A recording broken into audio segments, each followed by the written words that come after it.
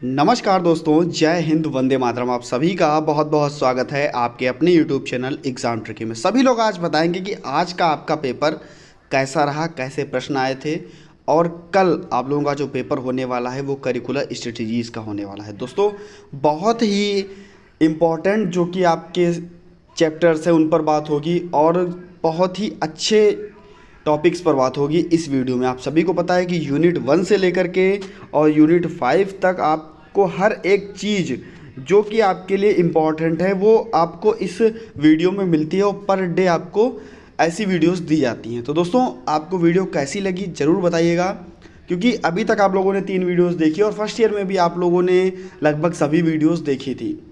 Channel पर नए थे तो चैनल को सब्सक्राइब करने के बाद में बेल आइकन को प्रेस कर लीजिएगा, क्योंकि यहाँ पर आपको दोस्तों स्पेशल एजुकेशन से संबंधित जानकारियाँ और काफ़ी सारी महत्वपूर्ण चीज़ें यहाँ पर मैं आपको देता रहता हूँ। टेलीग्राम ग्रुप से जुड़ने के लिए लिंक आपको डिस्क्रिप्शन बॉक्स में मिल जाएगा, या आप टेलीग्राम पर जाकर के सर्च कर लीजिएगा exam tricky for special education. लगभग में 5000 का परिवार वहाँ पर आपको देखने को मिलेगा।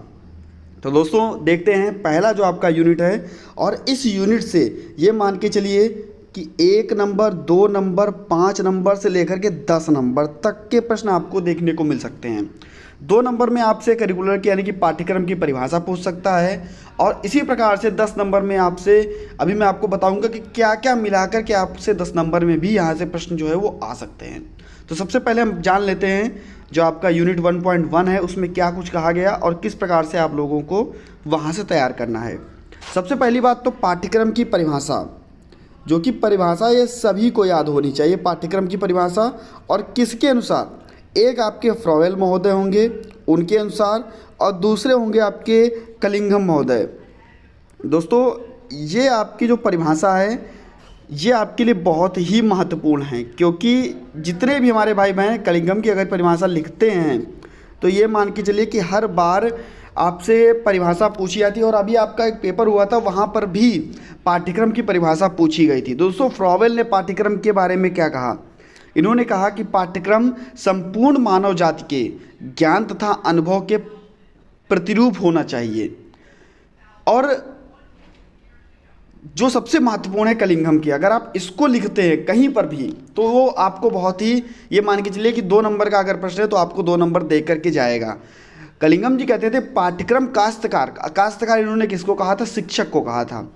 काश्तकार के हाथ का वह औजार है जिससे वह अपनी सामग्री यहाँ पर क्या होगी? विद्यार्थी होगा, और अपनी सामग्री को अपनी प्रयोगशाला में यानी कि अपनी कक्षा में या अपने विद्यालय में अपने आदर्शों के अनुसार ढालता है। इन्होंने कहा कि पाठ्यक्रम काश्तकार या शिक्षक के हाथ का वह औजार है जिसे वह अपनी सामग्री को अपनी प्रयोगशाला में अपने आदर्शों के अनुसार ढालता है। यह आपके जो परिभाषा थी वो आपके लिए हो गई। और अगर हम बात कर लेते थोड़ा सा कि अगर हम प्रत्यय या कॉन्सेप्ट अगर हम देखेंगे तो आप सभी को पता है कि करिकुलम शब्द जो है वो इंग्लिश का शब्द है और क्यूरस शब्द से लिया गया है। जो करिकुलम शब्द है वो लैटिन भाषा के क्यूरस शब्द से लिया गया है। और क्यूरस शब्द है जिसका अर्थ क्या होगा? मार्ग या रास्ता, या हम कह सकते हैं कि दौड़ का मैदान। क्या कह सकते हैं? दौड़ का मैदान। इसको हम क्या कह सकते हैं? दौड़ का मैदान।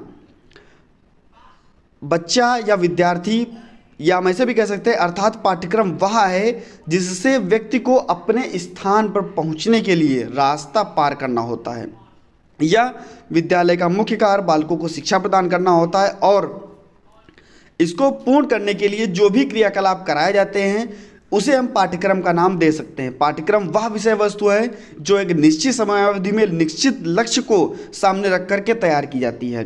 पाठ्यक्रम आप सभी लोग जानते हैं पाठ्यक्रम के बारे में, और ये मान के चलिए कि सभी लोग इस पर अप्लाई भी अभी तक आप लोगों ने जो भी अप्लाई किया वो पाठ्यक्रम पर ही मान के चलिए अप्लाई किया। ये देखिए, 1 साल का आपका जो भी सिलेबस यानी कि जो भी पाठ्यक्रम तैयार किया गया उसको आपने पढ़ा, यानी कि 1 साल में या 1 महीने में या 6 महीने में आपको कितना पढ़ना है, किस कॉपी में आपको कितना पढ़ना है, और उस चीज़ को पढ़ने के लिए आपको कौन कौन सी चीज़ों की आवश्यकता पड़ेगी। तो ये सभी चीज़ें आपकी पाठ्यक्रम के अंतर्गत होकर के आती हैं। और या हम ऐसे भी कह सकते हैं कि पाठ्यक्रम जो है इस टाइम पे जो पाठ्यक्रम है वो बच्चे को देख करके तैयार किया जाता है। यानी कि बच्चा किस प्रकार का है, उसको कौन कौन सी चीज़ें आवश्यक हैं, इन सभी चीज़ों को तैयार रख करके किया जाता है। अब हम देख लेते हैं कि मान लीजिए कोई विशेष बच्चा है, कोई बच्चा कैसा है, विशेष बच्चा है, और उस विशेष बच्चे को हम अगर पाठ्यक्रम उसके लिए बनाएंगे तो किस प्रकार का पाठ्यक्रम बनाएंगे या किस प्रकार का हम लक्ष्य रखेंगे जिससे कि बच्चा आगे जीवन में जा कर के कुछ अच्छा कर सके, कुछ नया कर सके। तो सबसे पहली बात है कि व्यक्तिगत पूर्णता को प्राप्त करना। कोई भी बच्चा हो उसकी व्यक्तिगत पूर्णताएं कौन कौन सी हैं उसको प्राप्त करना। सामाजिक क्षमता का विकास करना, समाज में रहने की क्षमता, समाज में लोगों के साथ में आपस में मिलजुल कर रहने की क्षमता जो है वो उसका जो है विकास करना। उसके बाद में व्यवसायिक कुशलता का विकास करना, यानी कि सभी को पता है कि मानसिक मंदित बच्चे हैं उनको व्यवसाय ही करा सकते हैं हम, ना कि उनको हम किसी गवर्नमेंट जॉब में लेकर के हम जा सकते हैं। लेकिन जो मानसिक मंदित बच्चे उनको हम व्यवसाय कराएंगे तो व्यवसायिक कुशलताएं उनको पता होनी चाहिए, व्यवसाय के बारे में उनको जानकारी होनी चाहिए। ऐसी चीज़ जो उनको अच्छी लगती है, चाहे वो किसी भी प्रकार की हो, जो उनको आगे व्यवसाय के लिए प्रेरित करे, ऐसी चीज़ों का हम लोग समावेशन करते हैं पाठ्यक्रम के अंतर्गत। ऐसे भी हम कह सकते हैं कि इसके उद्देश्य क्या क्या। मान लीजिए कि उद्देश्यों पर अगर हम बात कर ले तो अंतर्निहित गुणों का विकास, बच्चे की अधिगम का जो तरीका है उसका निर्माण करना, अधिगम सामग्री का निर्माण करना, वातावरण किस प्रकार का होना चाहिए और कौशलों का विकास करना। तो इन सभी चीज़ों के बारे में हम लोग जानते हैं अपने पाठ्यक्रम में।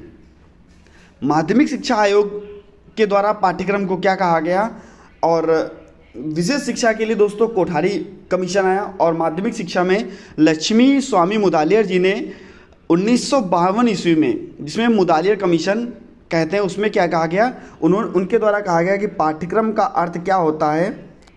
उन्होंने कहा कि पाठ्यक्रम का अर्थ केवल उन सैद्धांतिक विषयों से नहीं है जो कि विद्यालय में केवल परंपरागत रूप से पढ़ाई जाती है, बल्कि इसमें अनुभव की संपूर्णता सम्मिलित होती है, जिसको विद्यार्थी विद्यालय में, पुस्तकालय में, कार्यशाला में, प्रयोगशाला में, खेल के मैदान में शिक्षक तथा छात्रों के अनेकों औपचारिक संपर्कों से प्राप्त करना होता है। इस प्रकार विद्यालय का संपूर्ण जीवन छात्र के जीवन के सभी पक्षों को प्रभावित करता है, उसके संतुलन व्यक्तित्व के विकास में भी सहायता करता है। घटक कौन कौन से होते हैं? 3 घटक आप लोगों के पाठ्यक्रम के मुख्य 3 घटक होते हैं। एक आपका होता है शिक्षक, दूसरा आपका विद्यार्थी और तीसरा आपका अभिभावक। तो ये 3 घटक आप लोगों को देखने को मिलते हैं, शिक्षक, विद्यार्थी और अभिभावक। और इसी प्रकार से हम आगे आपका जो सिद्धांत, पाठ्यक्रम के सिद्धांत, यानी कि पाठ्यक्रम बनाते समय पाठ्यक्रम कैसा होना चाहिए, पाठ्यक्रम के सिद्धांत कौन कौन से होने चाहिए, उन पर हम बात कर लेते हैं। और ये मान के चलिए कि पाठ्यक्रम का जो सिद्धांत है, ये जो आपका टॉपिक है, ये 5 नंबर का टॉपिक है, पाठ्यक्रम का सिद्धांत।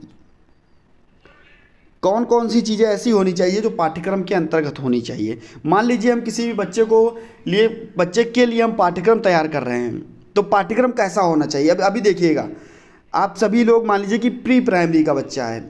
अब सोचिएगा, केवल आप लोग ये हेडिंग जो मैं बताऊंगा उसको याद ना कीजिएगा। देखिए, अगर बच्चा प्री प्राइमरी का है तो उसको हम कैसे ऐसी चीज़ें सिखाएंगे जो लक्ष्य की ओर निर्देशित हों, जो उसको सिखा करके उसको हम सेकेंडरी क्लास में, यानी कि प्री प्राइमरी के बाद में प्राइमरी क्लास में उसको हम ले जा करके उसको आगे बढ़ा सकें। और मान लीजिए कि अब प्री प्राइमरी का बच्चा है तो उसकी कुछ एज भी होगी, और जब एज होगी तो उसको हम कैसे आयु के अनुसार सिखाएंगे, यानी कि एज के अनुसार जितना वो सीखने में सक्षम होगा, क्योंकि आयु के अनुसार ही हम बच्चे को सिखा सकते हैं। स्तर क्या है बच्चे का, हम उसको देखेंगे कि बच्चे का लेवल क्या है या बच्चे का स्तर क्या है। उसके बाद में उसको किन किन चीज़ों की आवश्यकता है प्री प्राइमरी में, या बच्चा जब छोटा है तो उनको किन किन चीज़ों की आवश्यकता है, इसका विशेष ध्यान रखेंगे। पाठ्यक्रम कैसा होना चाहिए, पाठ्यक्रम क्रिएटिव होना चाहिए, सृजनात्मक तरीके से होना चाहिए। अब ये नहीं, जैसे पहले बुक्स आती थी तो उनमें क्या होता था, केवल लिख देते थे और उसके बाद में मतलब लिखना ही लिखना उसमें था। अब क्या है, क्रिएटिव होना चाहिए, यानी कि सभी कलर्स का यूज़ होना चाहिए, जहाँ पर चित्रकारी का यूज़ करना है चित्रों का यूज़ होना चाहिए, जहाँ पर जिन चीज़ों का उपयोग करना है VAKT का यूज़ मैं हर बार बताता हूँ, यानी कि वहाँ पर विजुअल चीज़ें भी होनी चाहिए, चित्र भी होने चाहिए, हम उसको छू कर भी जान सकें, देख कर भी जान सकें। पाठ्यक्रम ऐसा होना चाहिए, यानी कि सृजनात्मक होनी चाहिए। और दूसरी चीज़ ये है कि प्रत्येक वर्ष देखिए हर चीज़ कभी ना कभी कुछ ना कुछ चीज़ें बदलती रहती हैं, तो नई चीज़ों का समावेशन भी पाठ्यक्रम में होना चाहिए। पाठ्यक्रम कैसा होना चाहिए? पाठ्यक्रम विस्तृत होना चाहिए। ये सभी आपकी हेडिंग्स हैं। पाठ्यक्रम कैसा होना चाहिए? विस्तृत होना चाहिए। और बहुत ही इंपॉर्टेंट है कि पाठ्यक्रम जो है वो समय के अनुसार होना चाहिए, यानी कि 1 साल में आपको कितना कोर्स खत्म करना है, 2 साल में आपको कितना कोर्स खत्म करना है, तो ये पाठ्यक्रम होना चाहिए। लचीलेपन का सिद्धांत, ऐसा नहीं है कि पाठ्यक्रम बहुत कठोर होना चाहिए। जो बच्चा जिस हिसाब से बच्चा सीखना चाहता है, बच्चे को हम सर्वोपरि रख करके पाठ्यक्रम तैयार करेंगे। बच्चा जो सीखना चाहता है हम उसके अकॉर्डिंग है वो अपना पाठ्यक्रम तैयार करेंगे। लचीलापन होना चाहिए, फ्लेक्सिबिलिटी होनी चाहिए, बाल केंद्रित होना चाहिए और क्रिया पर केंद्रित होना चाहिए। बाल केंद्रित मैंने आपको अभी बताया कि बच्चे के अकॉर्डिंग और क्रिया के अकॉर्डिंग, यानी कि जो भी क्रियाएं बच्चे को करानी है तो वो सभी चीज़ें पाठ्यक्रम के दौरान होनी चाहिए। ये बहुत ही इंपॉर्टेंट हैं। इसके बाद में अगर हम बात करते हैं पाठ्यक्रम के प्रकारों पर, पाठ्यक्रम के प्रकार। अगर दोस्तों वीडियो अच्छी लगी हो तो वीडियो को लाइक कर दीजिएगा और टेलीग्राम ग्रुप से जुड़ जाइएगा। चैनल पर नए थे चैनल को सब्सक्राइब जरूर कर लीजिएगा और सभी मित्रों तक वीडियो को दोस्तों शेयर करना बिल्कुल भी ना भूलिएगा, क्योंकि 1 से 1.5 घंटे यहाँ पर मैं आपके लिए कुछ ना कुछ करता हूँ। अभी आपके लिए मॉडल पेपर भी तैयार करना है, तो दोस्तों आप लोग इतना कर सकते हैं कि अपने मित्रों तक वीडियो को एक बार शेयर कर दीजिएगा। अब हम बात कर रहे थे पाठ्यक्रम के प्रकारों पर। देखिए पाठ्यक्रम के 3 प्रकार मुख्यतः होते हैं। पहला आपका होता है कि विकास पर केंद्रित कार्यक्रम। पहला आपका क्या है? विकास पर केंद्रित कार्यक्रम। दूसरा आपका वातावरण पर केंद्रित कार्यक्रम। दूसरा आपका होगा वातावरण पर केंद्रित कार्यक्रम, या तीसरा आपका होगा कार्य पर केंद्रित कार्यक्रम। कार्य पर केंद्रित कार्यक्रम। दोस्तों ये आपके 3 जो हैं वो पाठ्यक्रम के प्रकार कहे जाएंगे। आपके विकास पर आधारित जो कार्यक्रम होगा उसमें क्या होगा? यह पाठ्यक्रम बच्चे के आयु, रुचि, दृष्टिकोण, जो भी बच्चे का शारीरिक व मानसिक रुचियां हैं, अभिवृत्तियां हैं, उसको ध्यान में रख करके तैयार किया जाता है। जिस व्यक्ति के लिए यह बनाया जाता है उसकी क्षमताएं और सीमाएं उसको ध्यान में रखा जाता है। यानी कि बच्चे का जो विकास पर केंद्रित कार्यक्रम होगा उसमें क्या किया जाएगा? बच्चे की शारीरिक, मानसिक रुचियां और अभिवृत्तियां जो हैं उस पर ध्यान रख करके पाठ्यक्रम दोस्तों तैयार किया जाता है। अब हम बात कर लेते हैं वातावरण पर केंद्रित कार्यक्रम की। वातावरण पर केंद्रित कार्यक्रम कैसा होना चाहिए?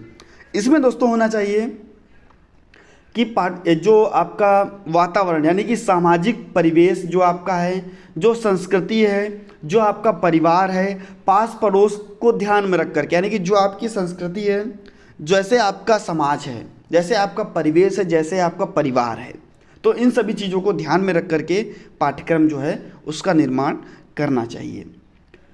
इसके बाद में अगर हम बात करें कार्य पर केंद्रित कार्यक्रम, इसके अंतर्गत क्या होगा? इसके अंतर्गत दोस्तों होगा कि यह पाठ्यक्रम बच्चे के दैनिक जीवन के कार्यक्रम पर आधारित होना चाहिए। चाहे बच्चा विशेष हो या सामान्य हो, जो भी उसकी दैनिक क्रियाकलाप है, डेली लिव एक्टिविटी है, उसके हिसाब से बच्चे का जो है पाठ्यक्रम होना चाहिए। तो यहाँ पर आपके जो प्रकार थे वो समाप्त होते हैं। अब हम बात कर लेते हैं पाठ्यक्रम के लिए मुख्य बिंदु। जो पाठ्यक्रम निर्माण किया जाता है उसके लिए मुख्य बिंदु, तो सबसे पहले आपका जिस हिसाब से आपका जो 3 चीज़ें पूछी गई यहाँ पर, तो यहाँ पर बच्चे पर केंद्रित पाठ्यक्रम पूछा गया है क्योंकि आपका जो सिलेबस है, और दूसरा आपका क्रियाकलाप पर केंद्रित पाठ्यक्रम पूछा गया है, और तीसरा आपका पूछा गया है दोस्तों बच्चे का सर्वांगीण विकास, बच्चे का होल चाइल्ड डेवलपमेंट। ये 3 चीज़ें आपको देखने को मिल सकती हैं। आपसे अप्रोचेस पूछ सकता है कि पाठ्यक्रम निर्माण के लिए मुख्य बिंदु कौन कौन से हैं। तो पहला आपका बच्चे पर केंद्रित पाठ्यक्रम, दूसरा आपका क्रियाकलाप पर केंद्रित पाठ्यक्रम और तीसरा आपका सर्वांगीण विकास पर केंद्रित पाठ्यक्रम। बच्चे पर केंद्रित पाठ्यक्रम किस प्रकार से?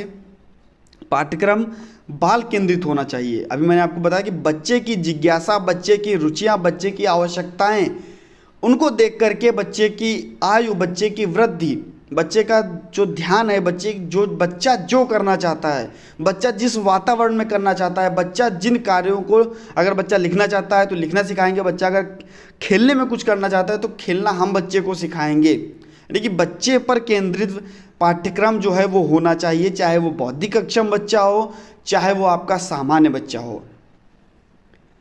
रुचियां, अभिवृत्तियों को देख करके ही बच्चे की हम पाठ्यक्रम सिखाएंगे। अब हम बात करते हैं क्रियाकलाप या क्रिया पर केंद्रित पाठ्यक्रम। इसमें क्या होगा, आपका पाठ्यक्रम क्रिया केंद्रित होना चाहिए, जिसमें बच्चे के लिए सीखना बहुत इंपॉर्टेंट होता है। पाठ्यक्रम में विभिन्न प्रकारों में क्रिया केंद्रित पाठ्यक्रम का विशेष महत्व है। शैशवावस्था में बालक क्रिया प्रधान कार्य करके शिक्षा प्राप्त करने में और विशेष रुचियों में जो होता है वो ध्यान देता है। अतः प्राथमिक व माध्यमिक स्तर पर क्रियाकलाप जो है वो जिस हिसाब से, जो भी स्तर है उसका, जो भी आयु है उसके हिसाब से उसको हम क्रियाकलाप कराएंगे। उसमें विधियाँ जो हैं वो टास्क एनालिसिस हुआ आपका, और मॉडलिंग हुआ, रेनफोर्समेंट हुआ, इन सभी चीज़ों का प्रयोग करेंगे तो बच्चा अच्छी तरीके से सीखेगा। बच्चे का सर्वांगीण विकास, तीसरा आपका वो बच्चे का सर्वांगीण विकास, होल चाइल्ड डेवलपमेंट, जिसमें बच्चे का शारीरिक विकास हुआ, बच्चे का मानसिक विकास हुआ, बच्चे का बौद्धिक विकास हुआ, बच्चे का चरित्र का निर्माण हुआ, बच्चे का संवेगों का निर्माण हुआ, नैतिकता का निर्माण हुआ। तो इन सभी चीज़ों का हम ध्यान रखेंगे कि किन किन चीज़ों से हम बच्चे को इन सभी चीज़ों से आगे कर सकते हैं, यानी कि सर्वांगीण विकास बच्चे का हम कर सकते हैं। बच्चे का सर्वांगीण विकास यानी कि होल चाइल्ड डेवलपमेंट। अगर हम बात कर लेते हैं पाठ्यक्रम बनाने में अध्यापक, अब पाठ्यक्रम अगर एक विद्यालय की बात की जाए तो वहाँ पर आपको अध्यापक मिलेगा और अध्यापक ही पाठ्यक्रम तैयार करेगा। तो अध्यापक की क्या भूमिका होनी चाहिए?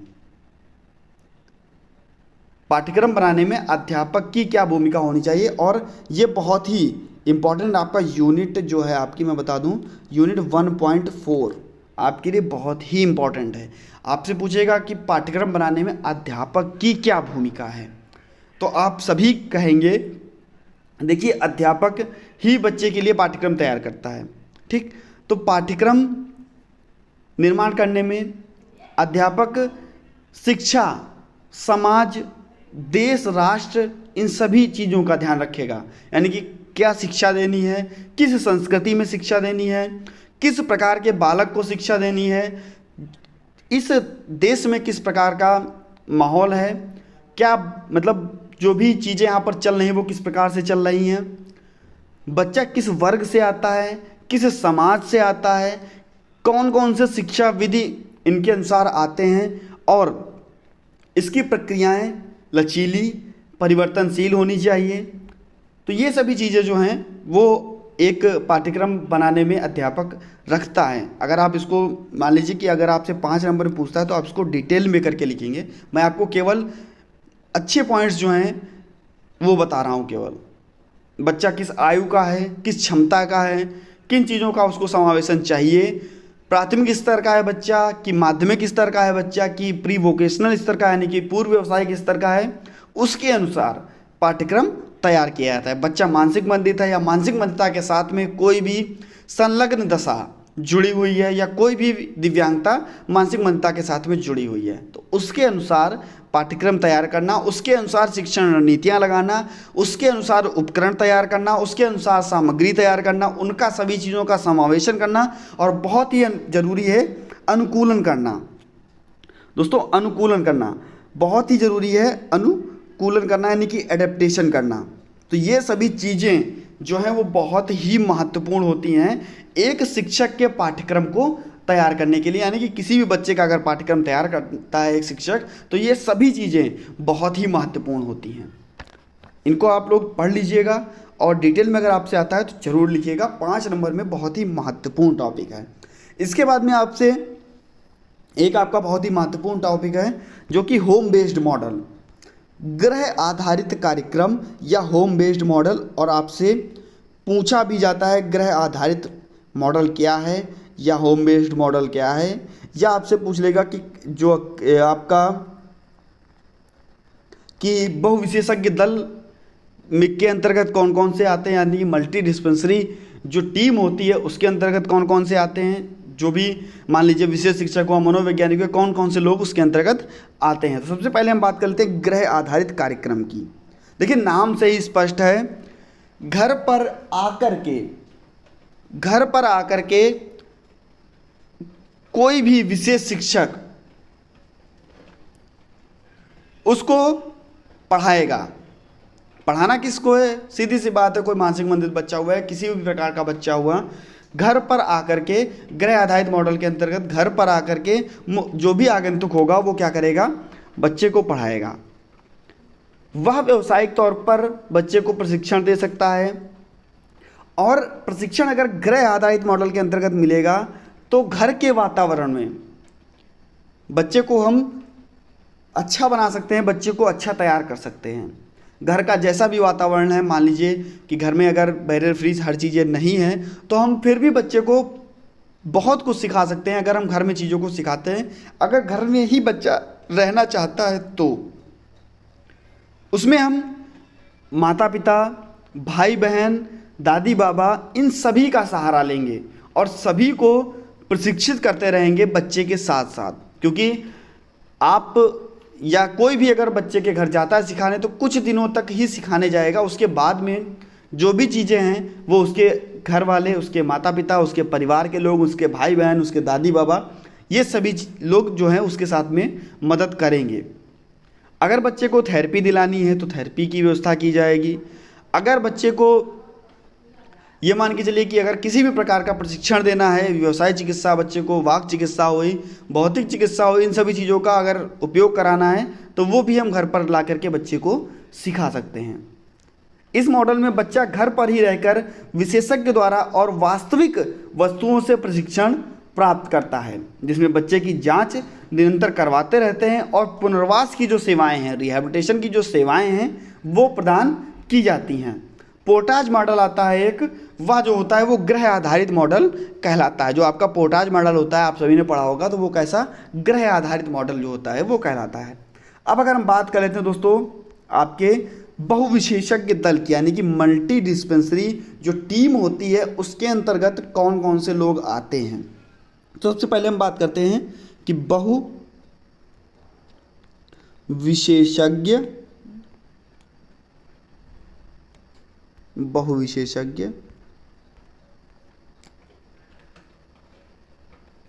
दल या मल्टी डिस्पेंसरी टीम जो आपकी होती है, इसमें या इस मॉडल में हम कह सकते हैं, इस मॉडल में विभिन्न भागों के व्यावसायिक विशेषज्ञ बच्चों का प्रशिक्षण करके उसके साथ कार्य करते हैं। विभिन्न विभागों के प्रशिक्षण दल, अभी मैं आपको बताऊंगा कि किस किस विभाग से मल्टी डिस्पेंसरी जो टीम होती है उसमें कौन कौन से विभाग के जो व्यक्ति होते हैं वो होते हैं। इस टीम का प्रयोग सदस्य एक बच्चे के साथ अलग अलग समय पर आकलन करता है, आवश्यकता अनुसार पुनर्वास सेवाएं भी प्रदान की जाती हैं। अब मल्टी डिस्पेंसरी टीम में कौन कौन से लोग होते हैं, देखिए पहला आपका एक विशेष शिक्षक हुआ, दूसरा आपका मनोवैज्ञानिक या साइकोलॉजिस्ट भी हम कह सकते हैं। उसके बाद में भौतिक चिकित्सा अगर बच्चे को चाहिए, बच्चे को अगर स्पीच थेरेपी चाहिए यानी कि वॉक चिकित्सा चाहिए, बच्चे को अगर व्यावसायिक चिकित्सा चाहिए, बच्चा वहाँ पर समाज सेवी भी होंगे, बाल रोग विशेषज्ञ भी होगा, नाक कान गले का विशेषज्ञ भी होगा, नेत्र विशेषज्ञ भी होगा, अस्थि रोग विशेषज्ञ भी होगा और अभिभावक भी होगा। तो ये सभी जो होते हैं वो आपके बहुविशेषज्ञ दल के अंतर्गत आते हैं। तो ये अगर आपसे पूछता है तो आप लोग लिख दीजिएगा। इसके बाद में अगर हम बात करते हैं केंद्र आधारित कार्यक्रम की, अभी आप लोगों ने पढ़ा था गृह आधारित कार्यक्रम, अब हम पढ़ेंगे केंद्र आधारित कार्यक्रम। आपसे हानियां भी पूछ सकता है और लाभ भी पूछ सकता है। केंद्र आधारित कार्यक्रम नाम से ही स्पष्ट है, जहां पर एक ही केंद्र पर अस्पताल की सेवाएं, चिकित्सालय की सेवाएं, पुनर्वास केंद्र, ये सभी चीज़ें जो हैं वो एक ही जगह पर बच्चे को मिल जाएं। बच्चा अगर मतलब जा रहा है एक केंद्र पर, तो ये सभी चीज़ें वहाँ पर उसको उपस्थित हों। यदि इस तरह की सेवाएं अस्पताल में उपलब्ध हैं तो वह प्रायः कुछ विभागों तक ही सीमित रहती हैं। तो इसमें हानियाँ क्या होती है केंद्र आधारित मॉडल में? इसमें जो खर्चा होता है वो बहुत होता है। माता पिता की सहभागिता जो है वो बच्चे के साथ कम हो जाती है, क्योंकि केंद्र पर जाकर के हम किसी स्पेशलिस्ट को बच्चा दे देते हैं जो कि उसका देख रेख करता है। इसमें माता पिता की जो भी चीज़ें हैं वो कम हो जाती हैं। लेकिन यहाँ पर देखिए कुछ चीज़ों के हानि भी होती है तो कुछ चीज़ों के लाभ भी होते हैं। चिकित्सा या प्रशिक्षण चिकित्सालय में विशेषज्ञ के द्वारा दी जाती है, और विकलांग बच्चों में खासकर भौतिक चिकित्सा, वाक चिकित्सा आदि में ज़्यादा सुधार देखा जाता है। यानी कि अगर ये चिकित्सा बच्चे को दिलानी है तो आप जाकर के केंद्र आधारित कार्यक्रम, यानी कि जहाँ पर बच्चे को केंद्र पर ले जाकर के बच्चे को चीज़ें सिखानी होती है, वहाँ पर आप जाकर के बच्चे को सिखा सकते हैं। यूनिट 2.1 भी आपकी केंद्र आधारित कार्यक्रम ही है, सॉरी दोस्तों, ग्रह आधारित कार्यक्रम है। तो आप उसको थोड़ा सा स्वयं से अगर पढ़ेंगे तो बहुत ही अच्छी तरीके से आप लोग सीख जाएंगे। और आप लोगों को ये मान के चलिए कि सेकेंड ईयर, मैंने आपको पहले भी बताया था कि जो सेकेंड ईयर है उसमें आपको केवल और केवल चीज़ों को समझना है कि चीज़ें कहना क्या चाहती हैं और किस प्रकार से आप किसी भी प्रश्न का उत्तर देते हैं। कम्युनिटी बेस्ड यानी कि समुदाय आधारित पाठ्यक्रम क्या होता है, इसको भी थोड़ा पढ़ लीजिएगा। CBM आप सभी ने समुदाय में जाकर के CBR कम्युनिटी बेस्ड रिहैबिलिटेशन सभी ने लगभग किया होगा। CBR आप सभी ने अपनी फाइल बनाई होगी, तो वहाँ पर आप सभी ने जाकर के किसी एक समुदाय में जाकर के आप लोगों ने किसी को प्रशिक्षित किया होगा, किसी को अवेयर किया होगा। वहाँ पर आप लोग गए होंगे, अच्छा सा अपना पोस्टर लगा करके आप लोगों ने फ़ोटो भी खिंचाई होगी और अवेयरनेस भी वहाँ पर फैलाई होगी। अब पता नहीं है कि कितने लोग वहाँ पर गए और कितने लोग वहाँ पर नहीं गए, क्योंकि यहाँ पे प्रैक्टिकल का एक पोर्शन था, और प्रैक्टिकल के पोर्शन में अगर आपने ये सभी चीज़ें की हैं तो बहुत ही आप लोगों को फ़ायदा मिलने वाला है। अब अगर हम बात कर लें अनुकूलन की, क्योंकि देखिए अनुकूलन चाहे सामान्य बच्चा हो चाहे विशेष बच्चा हो, अनुकूलन यानी कि एडेप्टेशन, तो हम सभी बच्चों के लिए अनुकूलन करते हैं। अनुकूलन क्या है, पाठ्यक्रम अनुकूलन क्या है, ये सभी चीज़ें आपको पता होनी चाहिए। देखिए अगर हम अनुकूलन की बात कर लें तो अगर एक लाइन में परिभाषा आप देना चाहते हैं तो सीधी सी बात है, अनुकूलन नाम से ही स्पष्ट है। अनुकूलन शब्द का अर्थ है सरल रूप में करना किसी भी चीज़ को। जो भी आप स्किल बच्चे को सिखा रहे हैं, जो भी चीज़ आप बच्चे को सिखा रहे हैं, उसको एडेप्टिव करके यानी कि अनुकूलित कर करके बच्चे को सिखाया जा सकता है। मान लीजिए कि अगर आप बच्चे को केवल बोल के छोटा आ सिखा रहे थे और आप उसको अनार बता रहे थे कि छोटा आ से क्या होता है, अनार होता है। अगर हम बच्चे को अनुकूलित करके अनार दिखा करके, उसके रंग को बता करके, उसका पिक्चराइजेशन करके, उसको बच्चे को हाथ में पकड़ा करके इन सभी चीज़ों का यूज़ करेंगे तो ये क्या हो गया, आपका अनुकूलन हो गया। तो ये सभी चीज़ें आपके अनुकूलन के अंतर्गत आती है। किसी भी चीज़ को सरल ढंग से, सिस्टमेटिक ढंग से बच्चे को सिखाना, अनुकूलन करके बच्चे को सिखाना। अगर हम बात कर लेते हैं कि स्तर यानी कि विशेष, अक्षम और सक्षम बच्चों के लिए पाठ्यक्रम में अनुकूलन, तो देखिए सबसे पहले अगर विशेष बच्चा है तो जो मानसिक मंदता का स्तर है, मानसिक मंदता का स्तर है वो पता होना चाहिए। बच्चे की क्षमता यानी कि अक्षमता क्या है वो पता होनी चाहिए, क्षमता का स्तर पता होना चाहिए। बच्चे की रुचि किस स्तर में है वो पता होनी चाहिए। बच्चे की आयु क्या है वो पता होनी चाहिए। बच्चे का समस्या व्यवहार प्रबंधन, जहाँ पर आप बेसिक एमआर पार्ट बी का उपयोग करते हैं समस्या व्यवहार में और प्रबंधित करने में, तो दोस्तों ये आपको पता होना चाहिए। बच्चे की आवश्यकताएं क्या हैं, ये सभी चीज़ें आपको पता होनी चाहिए अनुकूलन में। और बहुत ही इंपॉर्टेंट आपका अनुकूलन है, अगर आप लोग उसको पढ़ते हैं तो बहुत ही अच्छी तरीके से आप लोग उसको तैयार कर लेंगे। इसके बाद में अगर हम बात कर लेते हैं शारीरिक निःशक्त बच्चों के लिए क्या आप अनुकूलन करेंगे। मान लीजिए कि बच्चा कोई OH है, शारीरिक यानी कि ऑर्थोपेडिक हैंडीकैप है, तो वहाँ पर सहायक सामग्रियाँ, मान लीजिए कि अगर बच्चा बैठने में अक्षम है तो उसको हम अनुकूलित मेज बनाएंगे, अनुकूलित कुर्सी बनाएंगे। और अगर बच्चा लिखने में सक्षम नहीं है तो उसके लिए हम मोटे पेन का यूज़ करेंगे। ये सभी चीज़ें जो हैं वो आप लोगों ने एक तरीके से जिसने भी प्रैक्टिकल किया है उसको ये सभी चीज़ें बताने की आवश्यकता ही नहीं है। अगर आप लोगों ने लेसन प्लान्स कराए हैं, अगर आप लोगों ने बच्चों के साथ मिल करके काम किया तो ये सभी चीज़ें आपको ये मान के चलिए कि याद करने की आवश्यकता नहीं है। सहायक सामग्री उपयोग करेंगे बच्चे के साथ में। अतिरिक्त समय भी हम बच्चे के साथ में शारीरिक सहायता, अगर अक्षम है बच्चा तो उसमें हम अतिरिक्त समय भी बच्चे को दे सकते हैं। बच्चा अगर श्रवण बाधित है तो उसको किस प्रकार से, बच्चा अगर दृष्टि बाधित है तो उसको हम किस प्रकार से अनुकूलन करेंगे। तो ये सभी चीज़ें आप लोग थोड़ा सा पढ़ लीजिएगा और इम्पॉर्टेंट भी लगा लीजिएगा। एसोसिएटेड कंडीशन आप सभी ने कल पेपर दिया और वहाँ पर आपने एसोसिएटेड कंडीशन भी पढ़ ली होगी, यानी कि संलग्न दशाएं भी आप लोगों ने पढ़ ली होंगी और बहुत ही इंपॉर्टेंट आप लोगों के लिए था और है भी। व्यक्तिगत कौशल पर आधारित पाठ्यक्रम की योजना बनाना। इंडिविजुअल नीड्स, देखिए इंडिविजुअल अगर हम किसी चीज़ की बात करते हैं तो बात आती है आईईपी की, यानी कि इंडिविजुअलाइज्ड एजुकेशन प्रोग्राम की।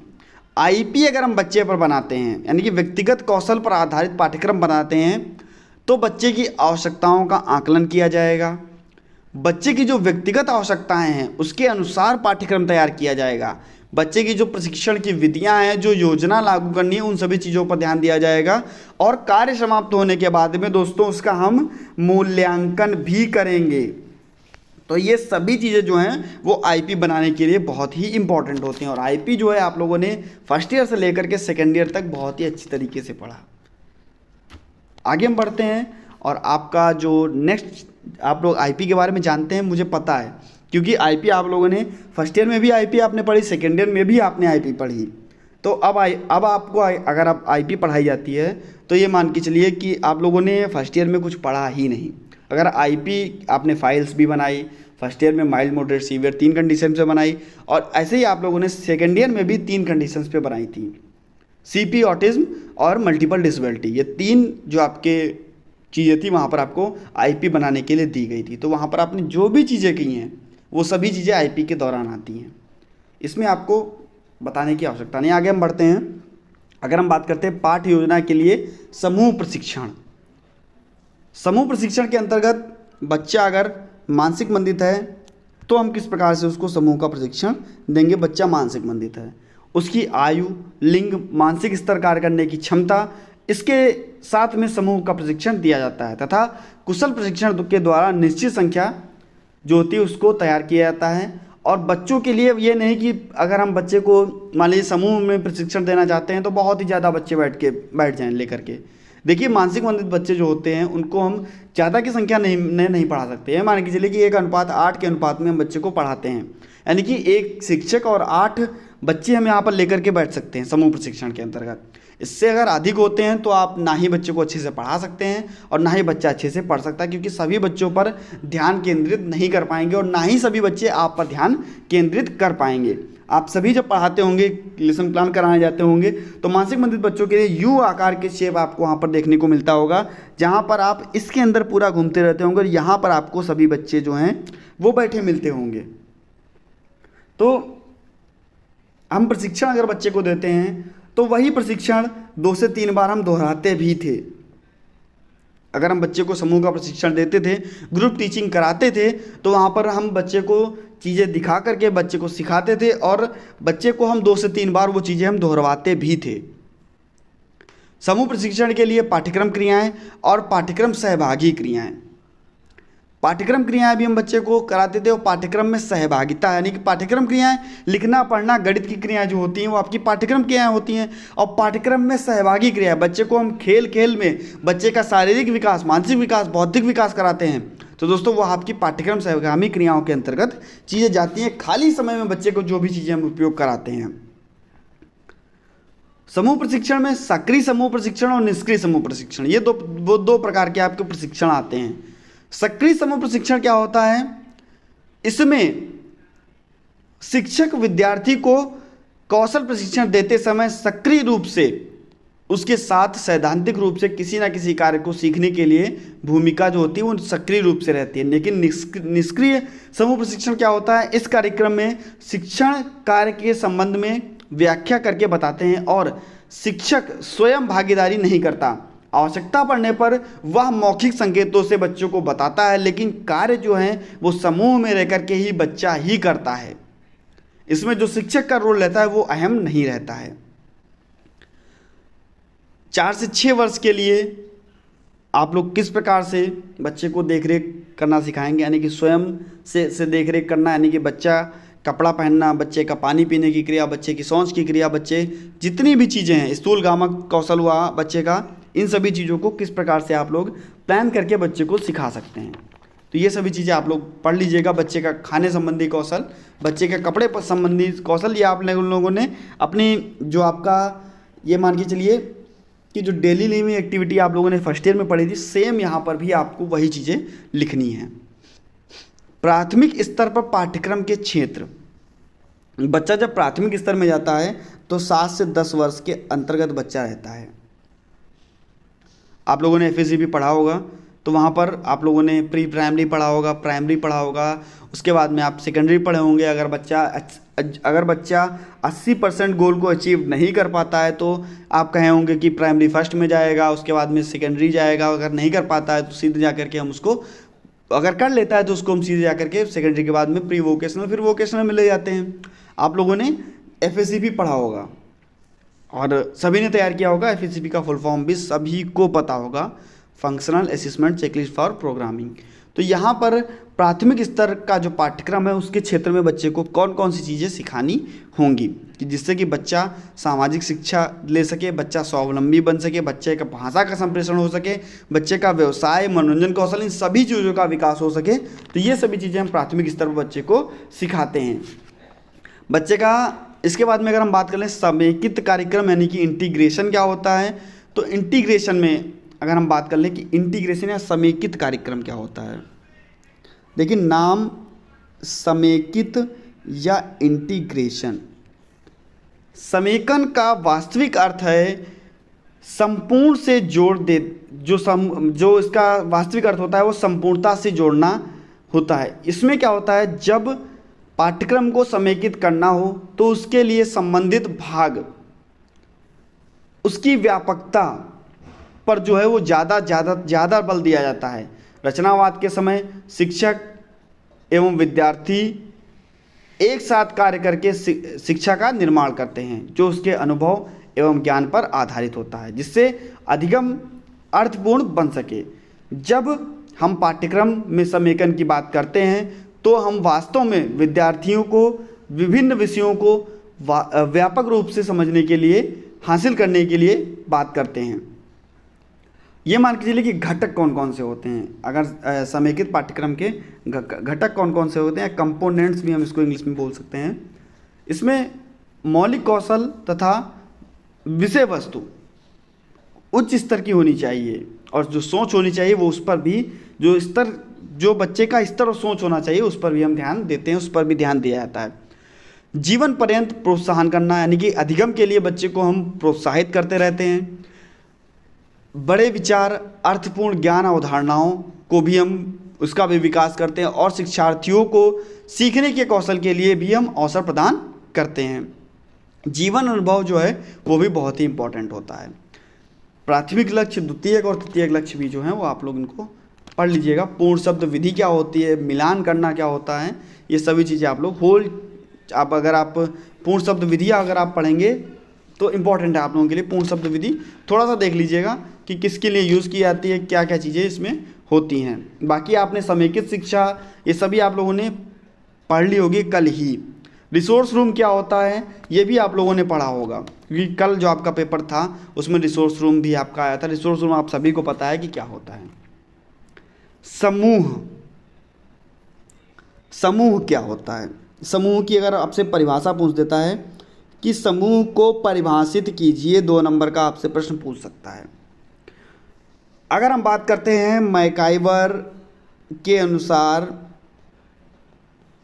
मैकाइवर के अनुसार, तो मैकाइवर ने कहा था कि समूह से हमारा तात्पर्य मनुष्य के किसी भी ऐसे संग्रह से है जो सामाजिक संबंधों द्वारा एक दूसरे से बंधे हों।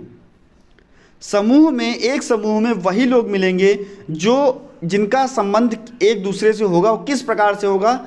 हो सकता हो सामाजिक संबंध हो सकता हो कि वो किसी एक ही चीज़ यानी कि किसी एक ही फैक्ट्री के एम्प्लॉयर हों, किसी न किसी प्रकार से। हो सकता हो कि एक ही आयु के हों, हो सकता हो किसी एक ही चीज़ के लिए वो लोग काम कर रहे हों। तो ये सभी चीज़ें समूह में निर्भर करती हैं, यानी कि इनका तात्पर्य है वहाँ पर किसी न किसी संबंध से एक दूसरे से जुड़े होते हैं समूह के लिए जो होते हैं। समूह शिक्षण में हम विशेष बच्चों को भी ग्रुप लर्निंग करा सकते हैं, या आप लोग ग्रुप टीचिंग भी बच्चों को कराते थे, उसी प्रकार से हम बच्चों को ग्रुप लर्निंग भी करा सकते हैं समूह में बैठाल करके शिक्षा। जो वहाँ मान लीजिए कि ऐसे बच्चे हैं जिनको कुछ नहीं आता और ऐसे कुछ बच्चे हैं जिनको थोड़ा बहुत आता है, तो हम उनसे उस ज्ञान को बांटने के लिए कहेंगे, समूह में प्रशिक्षण के लिए कहेंगे, समूह टीचिंग कराने के लिए कह सकते हैं। तो इस प्रकार से पाठ्यक्रम योजना का प्रबंधन करना, कोऑपरेटिव लर्निंग यानी कि सहकारी शिक्षा, नाम से ही स्पष्ट है कोऑपरेटिव लर्निंग, या हम कह सकते हैं कि सहकारी शिक्षा। सहकारी शिक्षा एक क्रमबद्ध शैक्षिक रणनीति है जो सार्वजनिक लक्ष्य को प्राप्त करने के लिए विद्यार्थियों के लिए छोटे समूह में कार्य करने के लिए प्रोत्साहित करती है। यानी कि कोऑपरेटिव लर्निंग, एक विद्यार्थी दूसरे विद्यार्थी को एक छोटे समूह में, मान लीजिए कि एक ये विद्यार्थी, दूसरा विद्यार्थी, तीसरा, चार, एक विद्यार्थी ये दोनों मिलकर के या तीनों मिलकर के, या एक ये विद्यार्थी इन तीनों बच्चों को पढ़ा रहा है, कोऑपरेट करके साथ में छोटे समूह में रह करके एक दूसरे को शिक्षा देना, ये आपका कोऑपरेटिव लर्निंग। आपका इसी प्रकार से पीयर ट्यूटरिंग लर्निंग जो आपकी है उसको पढ़ लीजिएगा। ये सभी लर्निंग जो है मैं आपको, आप टेलीग्राम चैनल पर मैं आपको इसकी सबकी अलग अलग जो मैंने आप बना के रखी है वीडियोस मैं आपको शेयर कर दूंगा, आप लोग वहाँ से पढ़ लीजिएगा। पाठ्यक्रम का मूल्यांकन किस प्रकार से किया जाना चाहिए, इम्पॉर्टेंट है। पाठ्यक्रम में मैंने आपको बताया था कि इसके स्रोत जो होते हैं शिक्षक, विद्यार्थी और अभिभावक होते हैं, तो ये सभी चीज़ें आप लोगों के लिए इम्पॉर्टेंट है। माध्यमिक शिक्षा के स्तर में कौन कौन सी चीज़ें होनी चाहिए, पूर्व व्यावसायिक शिक्षा के स्तर में कौन कौन सी चीज़ें होनी चाहिए, बच्चे को मनोरंजन कौशल हम बच्चे को किस प्रकार से करा सकते हैं, बच्चे को टीवी दिखा करके बच्चे को कढ़ाई बुनाई, सिलाई, पेंटिंग, इन सभी चीज़ों का प्रयोग करके हम बच्चे को चीज़ों को करा सकते हैं। समुदाय आधारित पाठ्यक्रम यानी कि कम्युनिटी बेस्ड करिकुलम, माध्यमिक स्तर पर अगर हम बात कर लें कि CBC यानी कि समुदाय आधारित पाठ्यक्रम या कम्युनिटी बेस्ड करिकुलम, माध्यमिक स्तर या पूर्व व्यावसायिक स्तर का पाठ्यक्रम ऐसा होना चाहिए जिससे बच्चे समुदाय पर आधारित कार्यक्रम को प्रस्तुत करने के लिए सर्वप्रथम समुदाय की आवश्यकताओं का आकलन किया जा सके। समुदाय की आवश्यकताओं का मूल्यांकन करने के लिए विशेष शिक्षक समुदाय में जाकर माता पिता, पास पड़ोस के जो लोग हैं उनको अवेयर करेंगे और उनसे पूछताछ करेंगे, पूछताछ करके आकलन करेंगे। पाठ्यक्रम समुदाय में भोजनालय, जनरल स्टोर, डाकघर, रेलवे स्टेशन, बस स्टेशन आदि ये सभी चीज़ें जो आती हैं इसके बारे में हम बच्चों को बताएंगे और उनके माता पिता को भी बताएंगे, और उस पर आधारित ही हम लोग पाठ्यक्रम तैयार करेंगे कि बच्चे के अंतर्गत हम कौन कौन सी चीज़ें हैं जो उनको हम बढ़ा सकते हैं। समावेशी शिक्षा आप सभी ने पढ़ी, समावेशी शिक्षा का आपका पूरा पेपर था, तो इम्पॉर्टेंट है यहाँ पर भी आप लोगों के लिए। विद्यालय वातावरण, बाहरी वातावरण कैसा होना चाहिए, विद्यालय प्रवेश द्वार, आपने कल आपके पेपर में आया था UDL model, universal design learning. तो दोस्तों ये आप लोगों ने UDL मॉडल पढ़ा था। यहाँ पर आपके लिए समावेशी शिक्षा में पाठ्यक्रम अनुकूलन, तो ये अगर आप लोग पढ़े थे तो आप लोगों के लिए ये मान के चलिए कि अब इसको यहाँ पर बताने की आवश्यकता बार बार नहीं है, आप लोगों ने पहले से इन चीज़ों को पढ़ रखा है। आप लोगों ने पूरा एक पेपर पढ़ा है समावेशी शिक्षा का, जहाँ से आप बहुत ही अच्छी तरीके से चीज़ों को लिख सकते हैं। डेली लिविंग जो रूटीन है, दिनचर्या है, वो किस प्रकार से यात्रा करना, विपरीत लिंगों के साथ अनुकूलित व्यवहार करना, इन सभी पंक्चुअलिटी क्या होती है, ये सभी चीज़ें। इसके बाद में अगर हम बात करें तो जो आपके लिए इम्पोर्टेंट है, आपके लिए अवस्थापन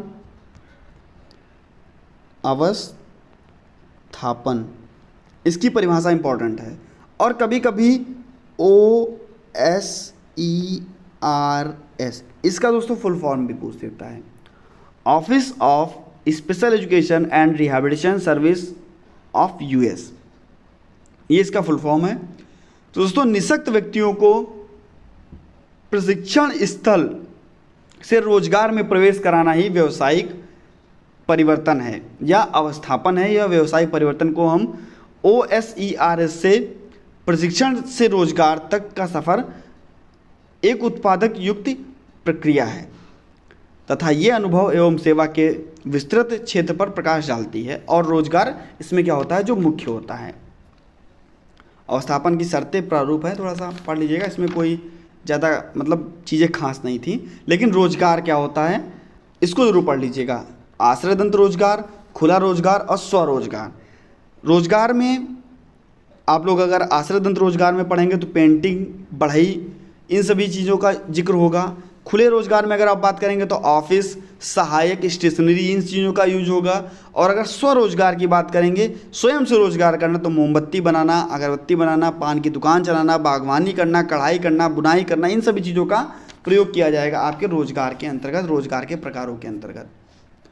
आयु के लिए सामाजिक कौशल क्या होता है माध्यमिक प्राथमिक स्तर पर, और यूनिट 5.4 जो है उसको पढ़ लीजिएगा कि आयु के लिए सामाजिक कौशल किस प्रकार से हम बच्चे को कराएंगे। प्राथमिक स्तर पर हम बच्चे को मुस्कुराना हुआ, सामाजिक कौशल में क्या होता है बच्चा प्राथमिक स्तर पर बच्चा मुस्कुराएगा, बच्चा देखकर निर्देशन देगा, बच्चा खड़ा होगा, बैठेगा, नमस्ते करेगा, इन सभी चीज़ों का ज्ञान होगा। माध्यमिक स्तर पर हम बच्चे को किस प्रकार से करेंगे, और व्यावसायिक स्तर पर किस प्रकार से हम बच्चे को, व्यावसायिक स्तर पर क्या, अगर कोई गलती हुई सॉरी बोलना, अगर कोई अच्छा कार्य हो थैंक यू बोलना, स्वतंत्र रूप से समाज में जो उसके अवसर हैं उसको प्रदान करना। मनोरंजन तथा अवकाश के समय की क्रियाएं। देखिए मनोरंजन के समय, मनोरंजन आपका बात कर सकते हैं खेल की, तो मनोरंजन और अवकाश के समय हम बच्चे को खेल भी सिखा सकते हैं। और खेल जो कह सकते हैं कि जो खेल विधि का प्रतिपादन था वो किसने किया था, आप सभी लोग जाकर के कमेंट सेक्शन में बताएंगे। खाली समय का सदुपयोग करना, इसमें खाली समय में टीवी देखना, कंप्यूटर गेम खेलना, कोई भी समय जो है वो व्यर्थ ना जाए, हम किसी ना किसी प्रकार से बच्चे को सिखाते रहें।